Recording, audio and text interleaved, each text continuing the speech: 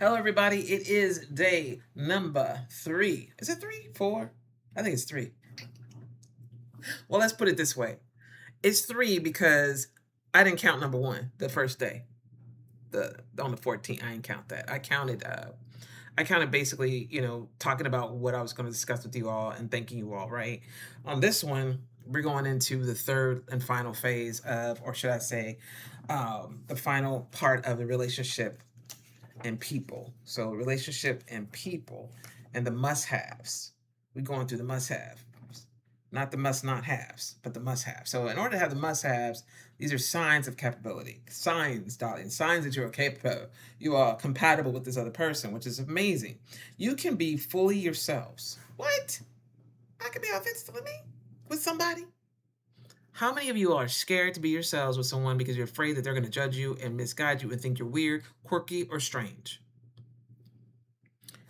Okay, I see hands up. All right, beautiful. I don't really see your hands, but I know y'all are. I can see you looking at me, looking at you. Okay, so you can be fully yourselves. Let me tell you what I mean when I say that, because that's the most important part. This part of this, I was just like, can I get a witness? Being able to show up as your authentic self is a sign of partner capability. Okay, so here we go. People always say, I need to be with my best friend. My best friend. Anybody that can be my best friend will be my partner. What y'all think about that? With your best friend or the person that you're closest with, and your best friend can be anybody, right? But it tends to be someone who you feel like you can be yourself with. You can say anything, anytime, the way you want to, and not really care. Kind of like how I'm doing with you all. I'm being myself every day on this thing. One of the things I realized is that I tried too hard. I had some insecurities and I had to get past them because by doing that, I was able to reach more people and I was able to feel more of a connection than I did before. And it's very important in any kind of relationship that you build that within yourself so that when you project it, everyone's like, oh, wow, yeah, I can't wait to see what they're going to talk about today, how crazy they're going to act, or what they're going to do because they're being themselves authentically. And when you do it, can you not be apologetic? I'm sorry I got a little weird yesterday with my voices. I don't care if you want to speak like this. Don't care if you want to speak like that. Being yourself is being yourself. And if someone doesn't like it, they can go. And those of you who don't like what I'm saying, see ya. But those of you who do, thank you. Thank you for staying. All right. So each person feels seen, and all parts, even the challenging ones, are welcome. That means when you get pissed off and you are mad because you get a jealous streak, let's just say, got a little jealousy in you. That waitress was trying way too hard. So you're in the car. So you gonna make him feel bad because he's good looking? You the one that chose him? Now, is he flirting? I mean, what happened was, these are the things I'm talking about, guys. Don't be ridiculous. Don't do it. Just don't do it. But that person's gonna understand that and probably go, oh, honey, that's cute. And you're like, don't call me oh, you call me honey. That's the first time you call me honey. Okay. Yeah, I was being a little jealous. Yeah, okay. Well, I got a little streak in me. He's like, oh yeah, I seen that. I see that. He goes, and I'm okay with it. Doesn't mean that you take it to the next level, right? You're not gonna go back and just, I don't want to ever sit next to, come on. So challenging ones are still welcome. There is trust.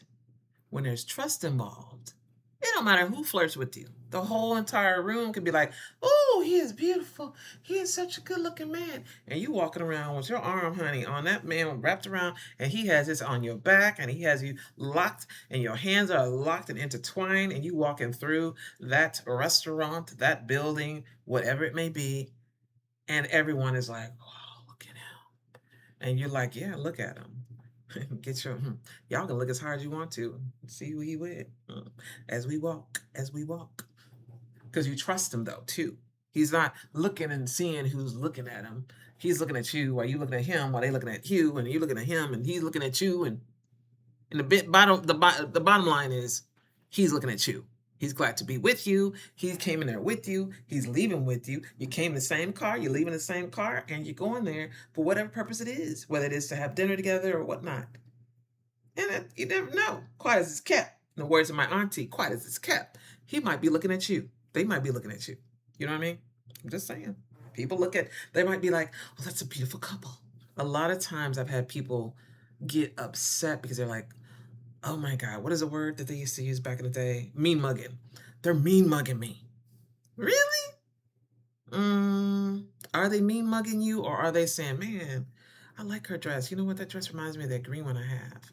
I wonder if she got it the same place I did. Well, maybe if I go to the restroom and she back there, I'll ask her about that. Those shoes are fierce. Yes, queen, I see you. And then you go to the restroom and they tell you exactly that.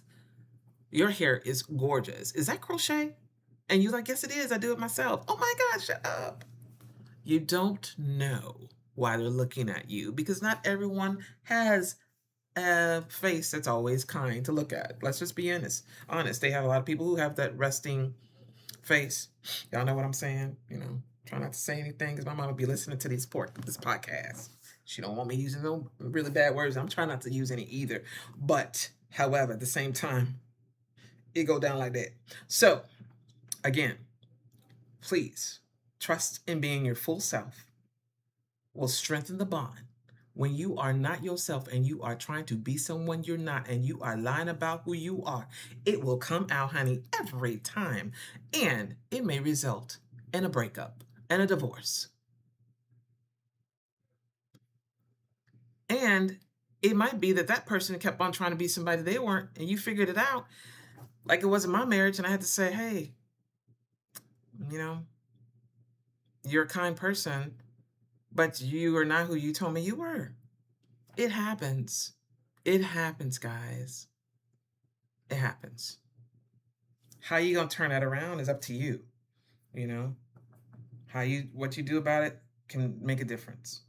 So you share common goals. Compatible partners often look towards the future with one another. Not the surface, not just right now.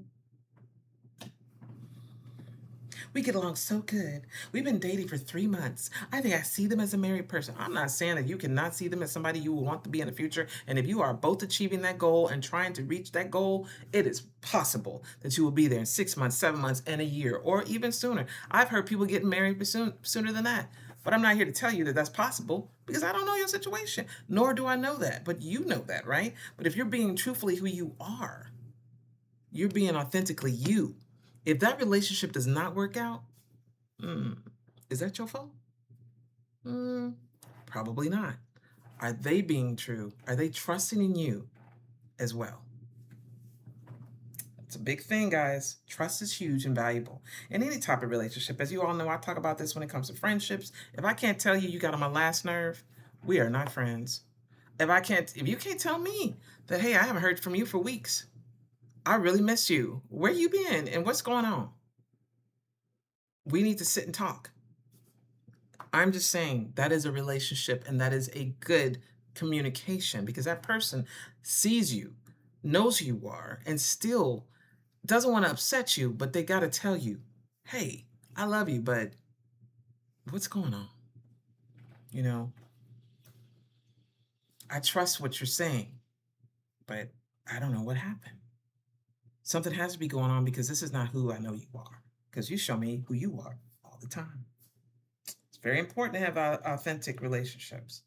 All right. So there is a greater opportunity to grow together in a long term when goals are aligned. The goals are similar.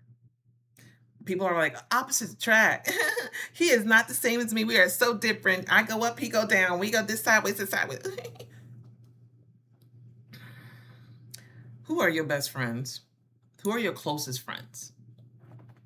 People who are probably more like you than you think they are, right? Some of them are your family members that look just like you.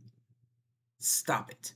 Stop it about this opposite attract, blah, blah, blah. There's probably something opposite about them. Yeah, the opposite sex. Okay, that's cool. Same sex? I don't know. I'm just saying. It is what it is. They have short hair, you have long hair. I don't know.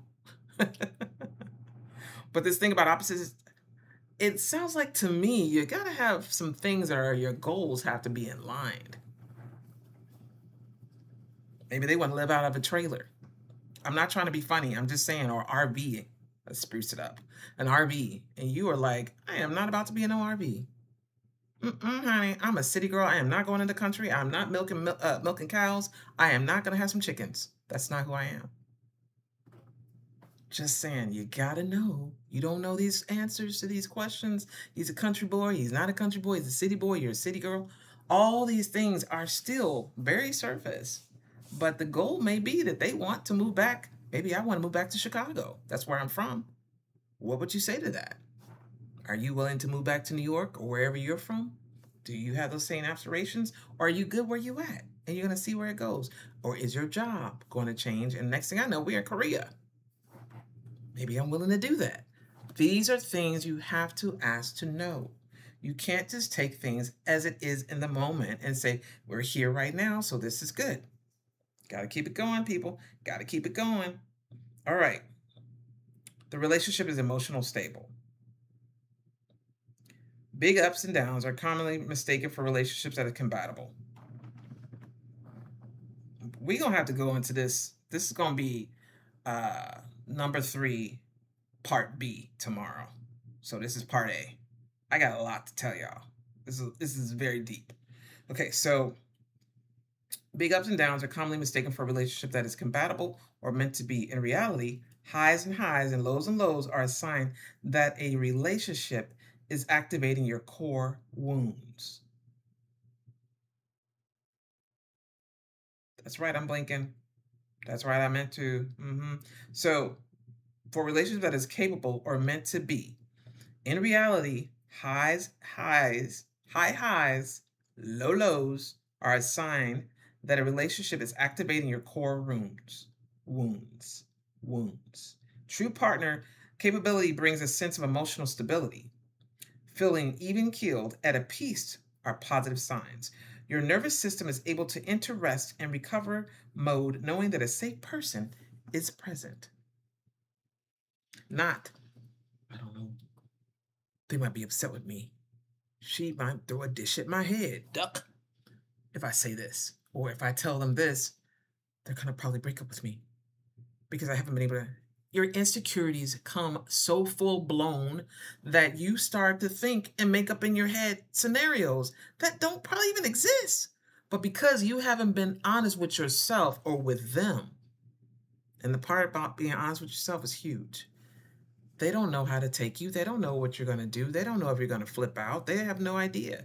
This is why, before you get deep into a relationship, you must see how the beginning is. Does that person make you feel safe? Or does that person make you feel scared?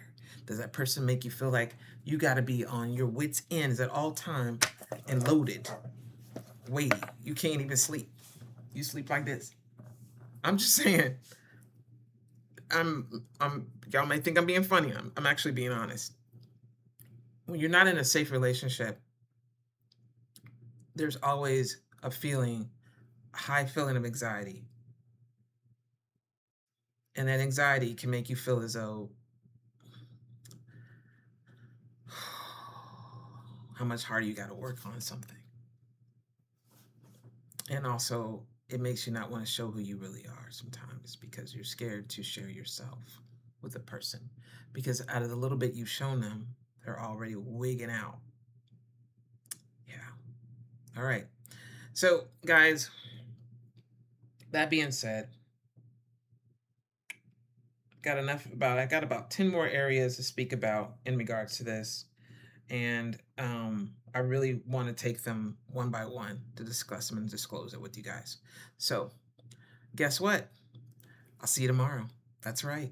Thank you again for unwinding with me and sitting and just, just taking some time with me. I really appreciate it.